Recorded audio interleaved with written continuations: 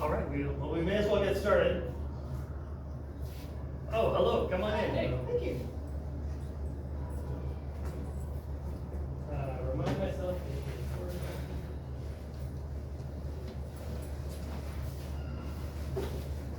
Okay, if you were looking for the session, Mastering Team Mojo, this is it.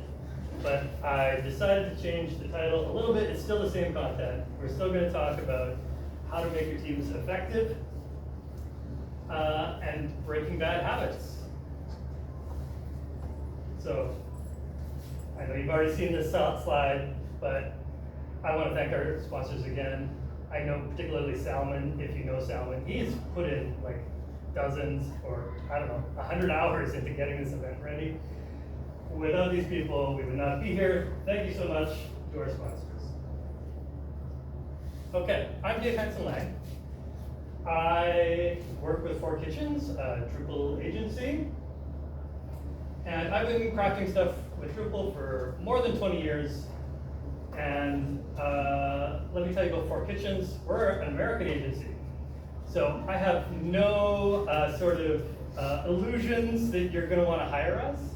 That's okay. That means that I don't have to try and be nice to you all. I'm going to try and give you some tough love, actually. Because this is all about breaking bad habits and trying to make your work more successful. And that means it's going to hurt a little bit. Sorry in advance. Sorry, not sorry. But let's dive in. Oh, I wanted to point out that everything I'm going to talk about today, it's not my original ideas. We work with Drupal, so we incorporate stuff from all over the place. The stuff that I'm talking about is just general product management kind of stuff that has been evolved over the years.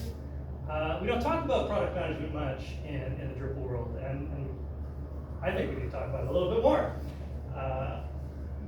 So let's take a look at who's here. And this isn't just an icebreaker, because this is going to inform the stuff that we talk about and how we're all going to do a survey, and it's going to inform how we look at the results of that survey. So I know that some of you are with Drupal agencies or Drupal consultancies. For you, just pretend that you are actually part of your client's teams for today. That you're actually really their partner more than you say that you are now. And so, with that in mind, there's 2 ways that we can look at who's here in the room. Either what sort of industry or that kind of group you're in, or like what is your role in the work. And so looking at the industry stuff, I know there's a lot of government people here. How many of you come from government or government arm's length agencies, or if you're an agency person, like your clients? Cool, okay. So that's like about half of you, okay. Any from higher ed? A couple higher ed people. Any nonprofits? Couple. Okay, for-profit people. There's a couple. Okay, you 4, we, because I mostly work with those first 2 groups that are nonprofit focused. We are going to rely on you to help teach us the things that can make our nonprofit work better by thinking about it a little bit more how the for-profit space thinks about things. So let's look at that other way of looking at things. What your role is. So I think that what we're going to talk about today can really, and anybody can take something away from it. So how many of you are like C-suite people? CTOs, CIOs, CPOs, CMOs? Any? No? That's okay. I'm self-employed, does that count? You're okay. Yes, it does. You always raise your hand. Any directors, VPs, middle management people? Got a couple, okay. Any individual contributors? So developers, designers, project managers. Anybody that I'm missing who hasn't raised their hand? What are you? Passers-by. Passers-by. Okay. Hopefully you'll get something from this too. Okay, so we've got a lot of different groups here, a lot of different industries represented, and I think that's great. We're going to be able to see some different trends coming out of that. Okay, so we're really going to think about how successful was your last project. Some of you, you just work on one thing, one website, one platform or something, like that's your one project. But others of you, you're like working on something for 3 or 6 months and then you move on to the next thing. Whatever it was, how successful was your last big project? Is our first exercise today. Now, when I started coming to Drupal camps 20 years ago now, there was hardly anyone in the room who was older than 30. Now, if you look around, we're all getting a little bit older. It's the same people. But that means, well, I mean, there's some problems with that. That's a topic for another talk, maybe, how we build up more young people in our community. But it means that we're getting a little bit more experienced. We've done a few more projects. We've had some more successes. We've had some more failures, and we can start to see some patterns now about the way we do things. Sometimes the way we keep doing things over and over, and whether that works or not. So we're going to look at, from those patterns, what are 10 common challenges. I want you all to pull up your phone and scan this. We're going to do a survey together. It's going to be much more exciting if everyone participates, because we'll get more results and we'll be able to talk it through a little bit more. This will just take you to a standard Google form. I'll give you a few moments to get that up. If anyone's having some trouble, let me know. Okay, looking good. Don't jump ahead quite yet. We're going to talk these through one by one. Come on in. Oh, come in now and scan this QR code while you still can.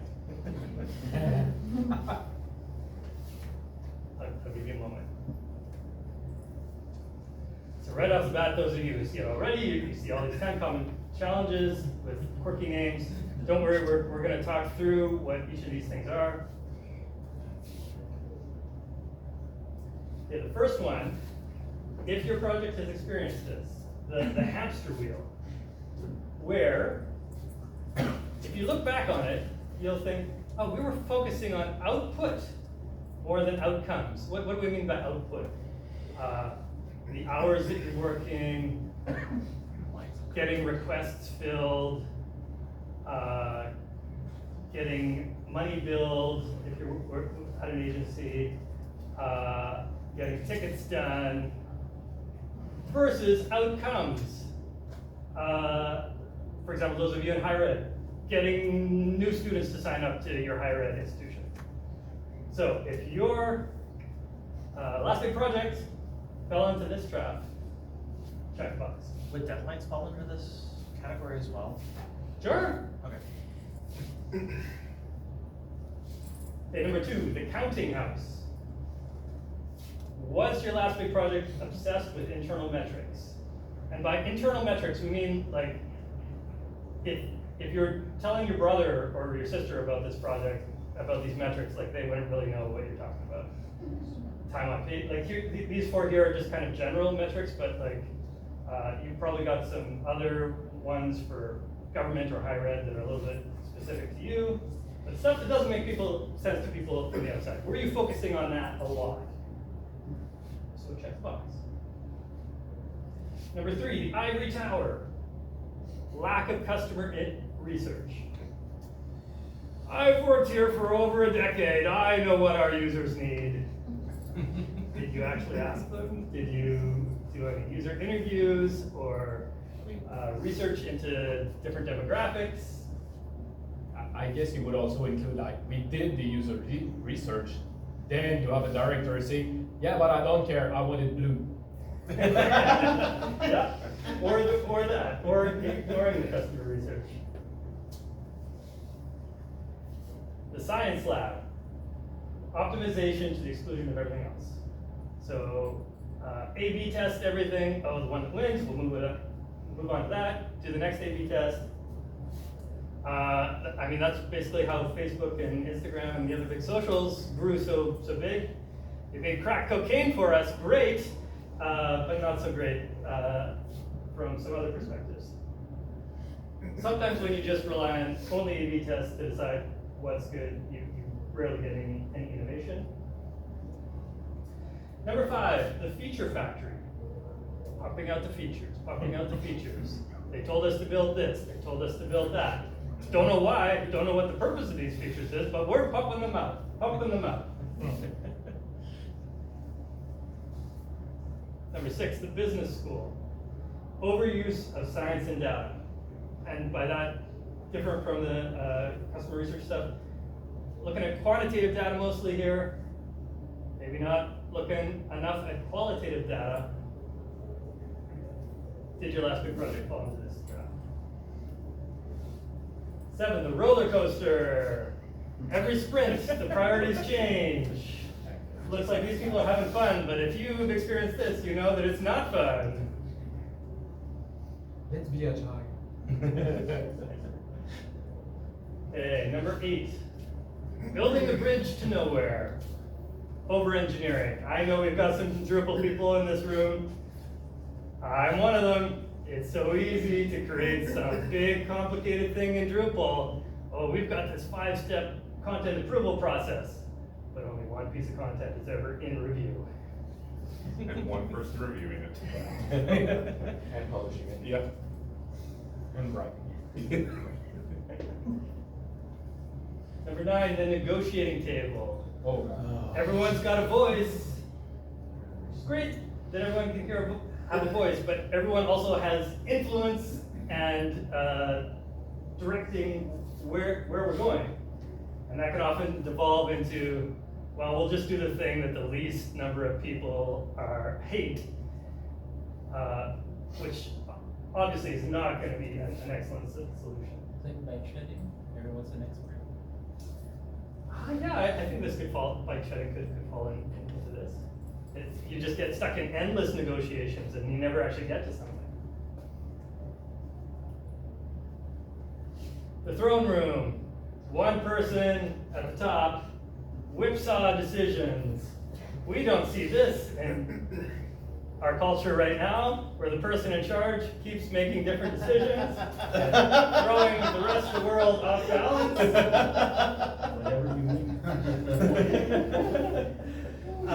If you've ever heard the term swoop and poop, like a seagull, it just swoops down to your time on the beach, poops on you, and then leaves. Same kind of idea here.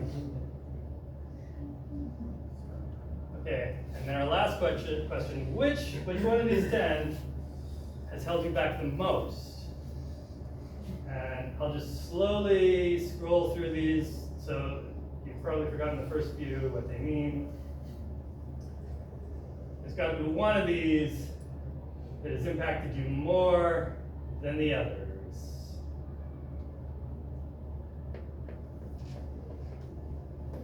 Okay, is everyone good? Don't forget to submit. Don't forget to click the submit button, because with Google Forms, you don't click the submit button at the end, we don't get your data. Everybody's in? Okay. Theory. Okay. So we got our live results here. Okay. I'm gonna try to get this a little bit bigger. Hopefully that's big enough. Okay. Well, I think it's super clear.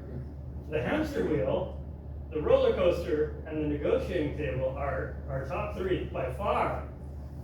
And surprisingly, we even got like a 0 in there. Well, congratulations, you're not falling into that trap. Okay, in some ways, this doesn't actually surprise me all that much. Some of this is just human nature. Some of this is Drupal nature. That's sad to say. So like it's pretty common that we've got some trends here. I should pause. You tell me, what are you thinking and feeling after going through this exercise?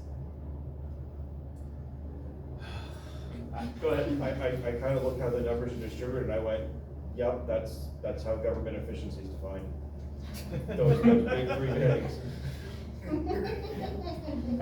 I remember why I changed job, because you can know which one I did not pick, because there was only one that I did not pick in the list.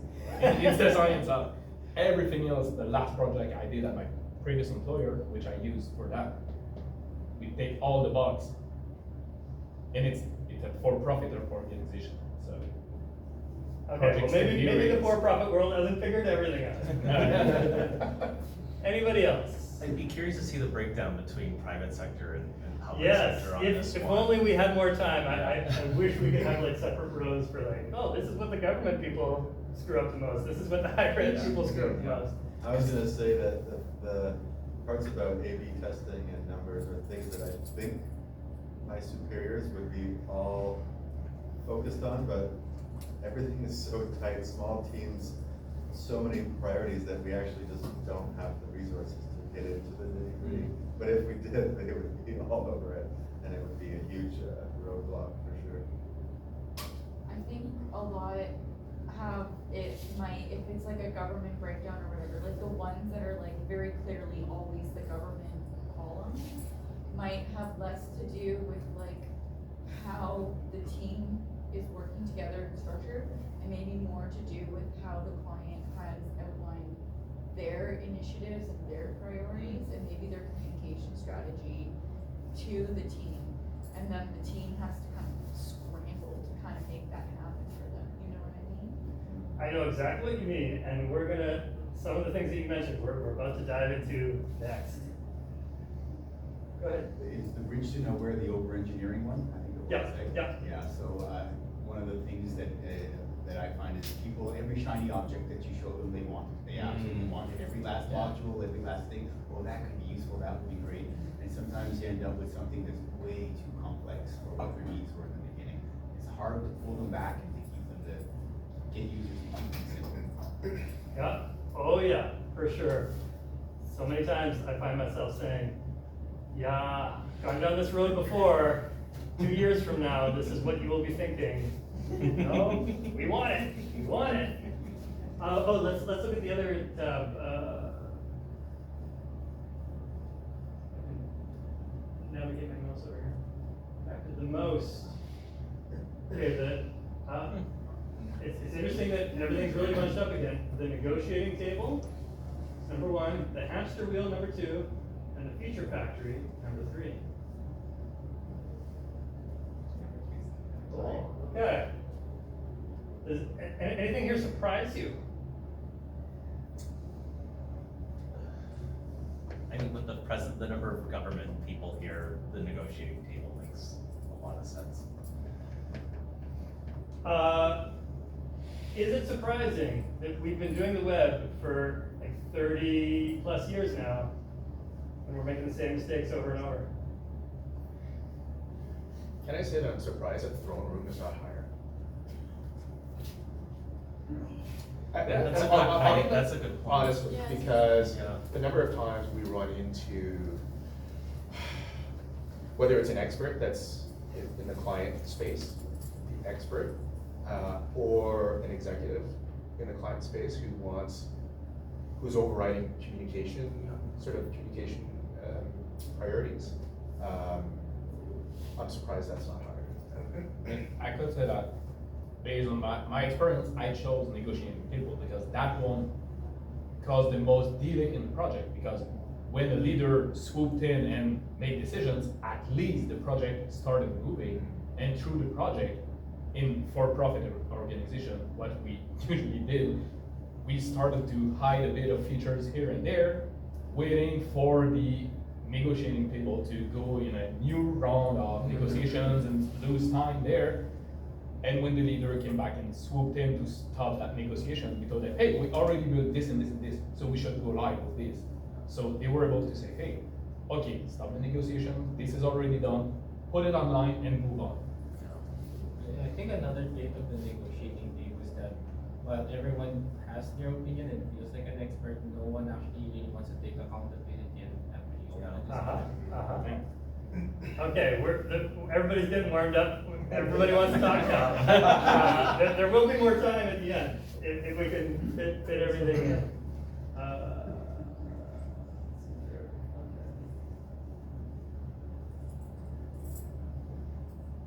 My presenter view all of a sudden got all wonky. Just bear with me here.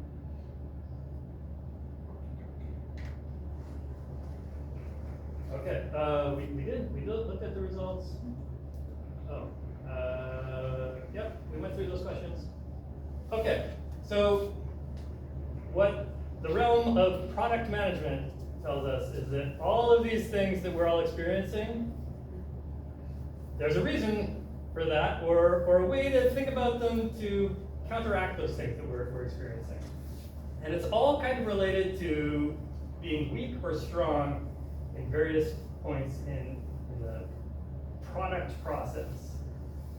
I know talking about product is a little bit foreign for us who haven't been in that realm before, but bear with me here. I'll try and get you up to speed a little bit. So, as Drupal people, we tend to think a lot about here at the end, building stuff. But there is a lot more that needs to go into making something successful. And I should say, I like frameworks like this. When your objective is to like engage the public on a government website, or like bring in new students to your higher ed institution, like how do you even begin to like try and examine that overall purpose and like do something with it? So like frameworks like this can help us break out of the patterns that we have. They're by no means perfect. This will not solve all your problems. Hopefully it will help you look at things a little bit differently and think about things a little bit differently. So the first section here, identify. What is the main thing that you're trying to do? It's not build a Drupal website. It's something else, some higher level thing that the organization is trying to get visitors who come to the website to do. But the visitors coming to the website also have a purpose. There's overlap between those things, probably, should be, but they're not the same thing. Let me give you an example. Higher ed. The goals that the higher ed institution is trying to achieve: bring new students in the door, help existing students sign up for classes, things like that. Those are the same things that those students and potential students want, but those people also want more. If you're a potential student, you want a career journey. You want a community. All these things that you're wanting to get out of your higher ed institution that are way beyond just the numbers and can't really be quantified, that's where the qualitative stuff comes in. Number two, envision. Okay, many of us are working on Drupal stuff every day, adding new features, fixing new bugs, people request things. If we just keep doing that, how much improvement to the big picture are we actually going to see? 5% over some period of time, 10% over some period of time. It's not really going to move the needle on things. And so the way that especially Silicon Valley thinks about things, you've got to envision how to 10x what you've currently got. You're not going to hit 10x. You might only hit 3x, but if you hit 3x, that's way better than the 5 or 10% that you're achieving now. So what would that look like if, let's think about government, if constituents came to the website and it was super easy for them to find what they needed, they found what they needed, it was less work for the staff and the people on the back end. How would that really look 10 times what it is now? Then you need to work backwards. Okay, you've got this vision. work backwards, how do you achieve it? This is super hard. I'm not trying to tell you otherwise. There is books and courses and everything, just especially about this section, about all of it actually, about like how to actually break down those super big concepts into something that you can achieve. Prioritize. I talked about how most of us are working on things ongoing. Okay, you've still got those bugs, those infrastructure upgrades, those requests coming in, but you've got this big vision that you can't put on the back burner because it's got to happen if you really want to make change. And so how do you balance those two things? Sometimes that means the request that's coming in right now, you got to have the guts to say it's never going to happen. Because sometimes those hard conversations need to happen. And then build it. This is where we as Drupal people are pretty strong. And we build great things, we build powerful things, and make it happen. And it's not just from the technology. We as Drupal people, we generally have great process around how to build things that we've honed up over the years. Now let me just take a step back for a minute here. We are entering a recession, and some of us are in it already. If we cannot connect high-level goals to actually making it happen, our departments are going to get cut, our clients are not going to hire us anymore if we're at an agency. And so this stuff is really hard, and it requires hard conversations and making some people not so happy sometimes. But it's what needs to happen if we want to keep our jobs, keep our companies, and grow further from here. Okay, that was cool and all, but what does that actually have to do with those 10 challenges that we talked about? Well, each one of those things is a breakdown of one or more of those 5 steps. So let me illustrate exactly what I'm talking about here. Take a look at that first one, the hamster wheel. Okay, output over outcomes. You're probably doing great at these things, but it sounds like something up here is not clicking quite right. Do you have a vision? Is that vision constantly being talked about? Is there a strategy about how to break down a big vision into achievable pieces? Are the people that are working on these things talking to the people who are working on these things? Let me tell you, as Drupal people, we're working on this stuff here. Whether you choose paragraphs or layout builder, it's not going to have that big of an impact on the overall picture. And so either you all got to be stepping up to like pushing the broader stuff, or someone else does, and it's all got to click together. The counting house. Obsession with internal metrics. I don't think there was too many that talked about this, but it was just internal metrics. Maybe you're missing out on this identity, and like when we talked about like with students and like I want a community, I want a career path. There's no internal metric that's going to track that. The ivory tower. We know what's best for our users. Are you actually doing that customer research up front? The science lab. Ooh, what's going on here? This thing's stuck.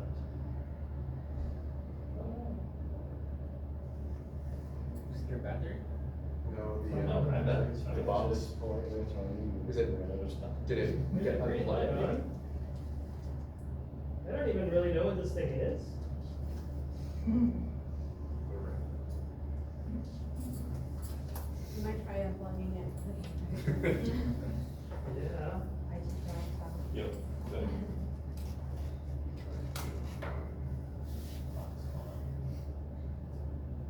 Well, you Try might have to bypass, Try unplugging it out of your computer and plugging it. well, but this thing like totally went off.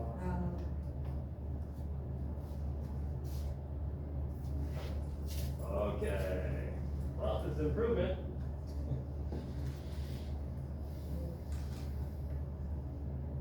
Oh, there's my calendar, you can all see now. Yeah, well, that's a free time in the morning.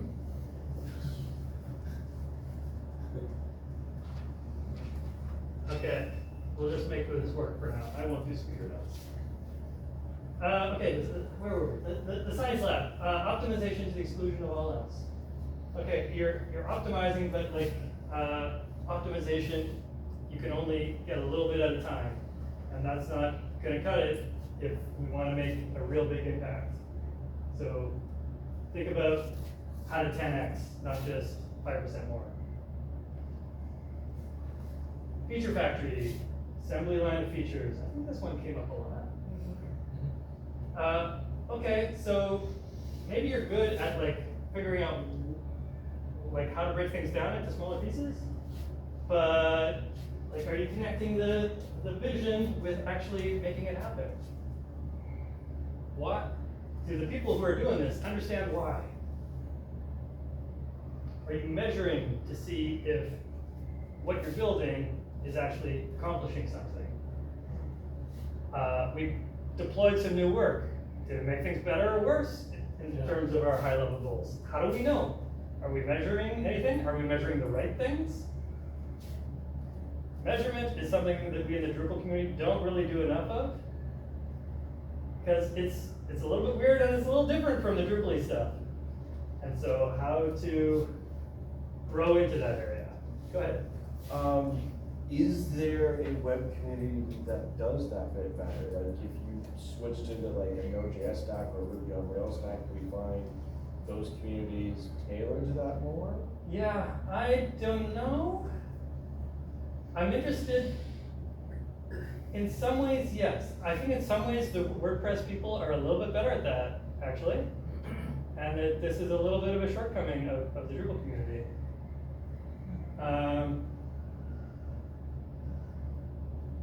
Yeah, and I get it. It's a lot more funner to think about paragraphs and layout builder and experience builder. The business school, overuse of science and data. I think this is one about 0. The roller coaster, fast-paced twists and turns. Maybe you're just building things and you're not working on this first section here. Because if you've got a clear vision, oh, like this is our ultimate goal, this is how we're gonna get there, then in some ways, things tend to just fall into place. Oh, well, the most important next step is X. That's how we're gonna get to our high level vision that we're always talking about and always reiterating to everyone. And so then things just stay on track because we're all aligned. Bridge to nowhere. Okay, if you've got a bridge to nowhere, again, Drupal people, we do this sometimes. We build cool stuff, but we don't necessarily talk about, okay, our number one thing is bringing in new students, and so this complicated thing, if you can explain to me how that really ties directly, then this makes sense to do, but if not, is it really important? And thinking about long-term future and where we're going to be 2 years from now if we don't focus on the things that are going to be super important. The negotiating table, people keeping everyone happy. From the examples earlier, maybe this prioritization section, if you can push back and say, we decided that these high-level things should come in this order, based on the impact that those 5 level high-level things you're gonna have. Number one is gonna impact everybody in these ways. 2, 3, 4, 5. 5 is the least important. Then it's super clear. And I get why this is hard. It's not about the technology, it's about people and getting people aligned on ideas and getting people to agree on what's important and what's not. And that's not really a Drupal skill. And so we either gotta grow into those skills or make sure there's someone around who can. Can I make a really quick comment? Yeah. Sometimes people have the false idea that you need absolute consensus from everyone to move forward on something. Yeah. And often that's impossible, and you have to make concessions somewhere, and that's Yeah. where I find it gets stalled. And I think that's a total myth too, because people don't need to necessarily be agreed with. People need to feel heard. And so it's important to ask everyone in the room what they're thinking, or especially when you think someone's thinking something different. And most of the time, that's all people need, is just to be able to talk about their perspective, which they know is a little bit different. If there's trust in the room, then that's often all that's needed. Building trust is hard. It's not something we talk about with Drupal coding, but it's key. Maybe I think that's it's also, maybe just build a Google form for anonymously submitting your. Sorry, you were I gonna was say. going to say, sometimes it's just having the right people at the table as well. And I find that when you have too many people at the table, it doesn't help. Yeah, for sure. Has anyone else run across like a negotiating table paired with an ivory tower where you have a negotiating table and they finally come up with something, but they gotta run it past a boss who's not at any of the meetings? Yeah, and there has to be someone there who's like has the courage to speak to that higher level person about those higher level goals and priorities and how it all fits together. The throne right here is exactly what you're talking about. If there isn't executive buy-in, yeah, there's more chaos. Keeping everyone looped into the right level. Okay, where to go from here? We talked about some challenges and illustrating where things might be going wrong for you. Where can you go from here? This was just super high level. We can't fit solutions to all these things in half an hour. But I come back to the product management stuff. And like I said, this isn't stuff that we talk about enough in the Drupal community. Productify is a company that just does stuff around product management and leadership, thought leadership and product management. Same with the Silicon Valley Product Group. Both of these organizations have like models and courses and articles. Anything by Marty Kagan, he's like, he's seriously called Uncle Marty in the products community. He has books and videos. If you ever get a chance to listen to him, he is really thoughtful and has really challenging ideas for you. So this is where I recommend to go from here, because this, like I said, I'll say it again, doing more stuff with Drupal is not gonna help you figure this stuff out. Okay, that's it. Any more questions? I know y'all are wanting to talk more, so let's keep going. Where are we at for time? I don't have my phone. 10 minutes. 10 minutes, okay. Who's got more thoughts? Are those two tools that was in the last time, are they just another like agile thing to do? Because if it's just another agile methodology or another form of agile. Are you talking about these Oh, five? sorry, the last two things of the last time. Productify and. Yeah. No, they don't really get into agile stuff. Because Agile's really just focused on that last section, the build section, and how to have good process there. These this kind of stuff focuses on the whole big picture, from like figuring out what your high level goals are, all the way through to building it.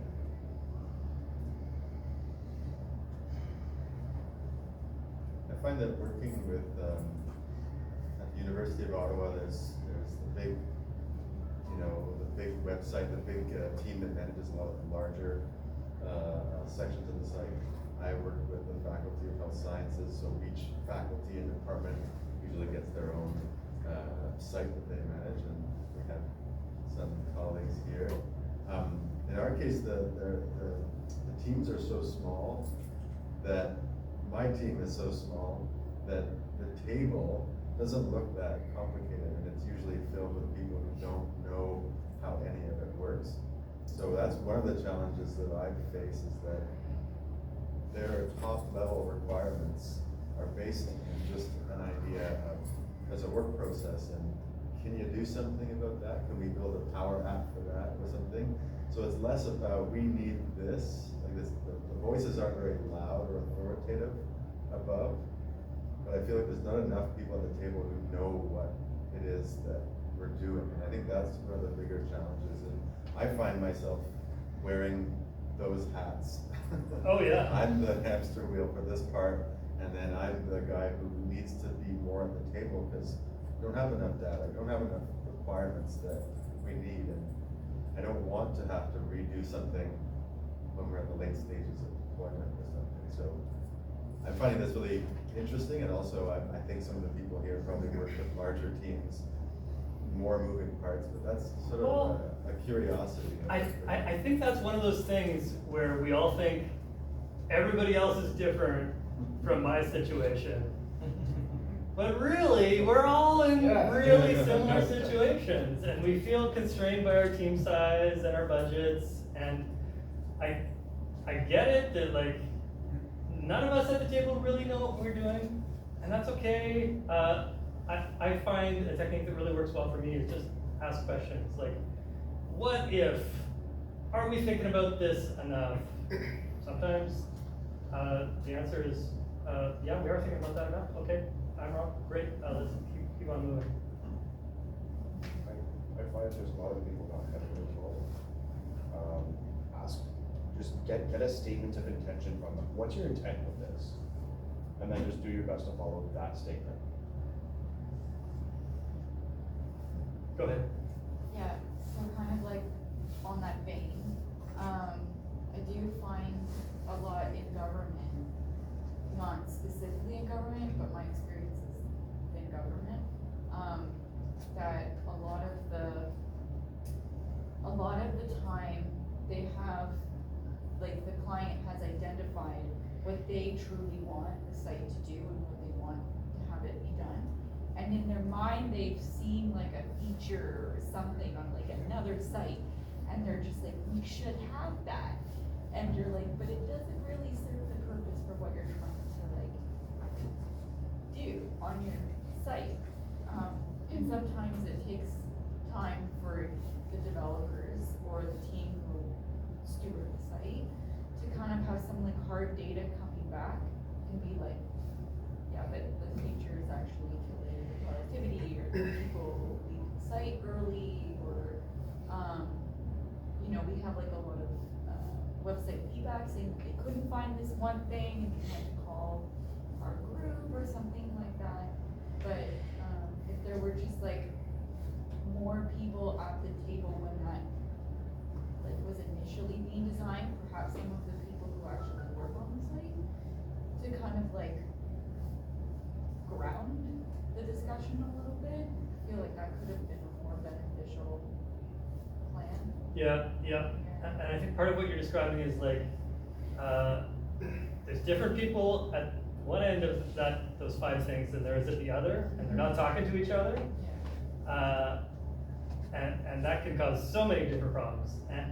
And one thing you talk about, like using data to support your argument, great, yeah, that can work. But sometimes all it takes is like, just asking questions. Like, is this shiny feature really what's going to drive high level goal number 1? And talking it through right from the start. Okay, high level goal number one is most important. These are the things that we're gonna do first. Before we do anything else, we're gonna get these things solid before we move on to number two. And shiny thing might be number 5. So we're not gonna get to shiny thing number 5 until 1 through 4 is done. Like, I've been listening a lot from the government and non-profit people, and basically for-profit has the same challenges, has the same issues, it's the same loop, it's the same process. But instead of having a manager saying, hey, I saw that feature like on that website and they really want it, it's, hey, I saw the competition do this. Competitors are doing this, we need to do this. But I don't have time to handle that project, so here's a negotiation table that should have this happen in a couple of months. And when you come back with the real good features they need, then you have the throne room that comes back and say, no, I don't want that. I want what the competitor does. Do this. And then you get in the feature loop, and it's the same process, the same thing. It's just happening maybe faster, depending on the size of the organization, because the example I'm using for that exercise, like going from the, hey, competitors do this to having something online will take about 5 to 6 years. And sometimes it's something small, something that in the Drupal time building it takes 2 weeks. And we need 5 years of negotiations and coming back and doing things and stuff to finally end up somewhere that is somewhat usable for the business 5 years after they need it. Yeah, someone over here was saying like, well, what's your intent behind this? Yeah. That can help making sure that there's communication through all those different levels of trust and yeah, hard problems. Go ahead. Yeah, to me, I think this stems from something that is like more broad than just Drupal. It's like, I think that some kind of a social trend that we somehow lost the art of negotiation and talk to each other and all that in any context. Like in some way we work hard, we live, right? And so this whole art of negotiating, I think we're losing it, and yeah, we're forgetting how to talk to each other and making concessions and all that, and the fear of not mastering certain topics. Like you can call that like cyber effects or the art of but also the art of negotiation. But it's then a lot of that stems from that. Quick question. The last time you bought like something like a fridge or a washing machine, did you ask the vendor, hey, is it your best price? Can you do better than that? How many people did? Oh, I did some. Usually when you do it, you always save at least 10% of the price because they'll always tell you, oh, maybe I can do something and figure out that simple thing. A lot of people don't do it anymore. So we did lose a lot of those habits that I remember my dad always doing it on everything, every little stuff. Just ask me, hey, is it really your better price? Sometimes the answer is yes, and you say, okay, that's fine. A couple of months later, when you go back to that place and buy something, hey, that time is it really your better? Because last time you told me yes, but I'm not sure about it. And they'll figure out something. I think it's just a general comment about sort of web development in general, where you've got sort of a mix of technology people and communications people trying to accomplish the same thing.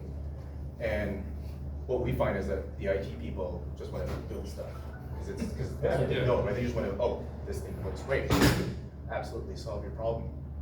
And the issue is that, especially in small teams, it's 1 or 2 people playing all of those roles. And so being able to, and one of the things that we've started doing is not talking, I know this is Drupal Camp, but we don't talk about Drupal.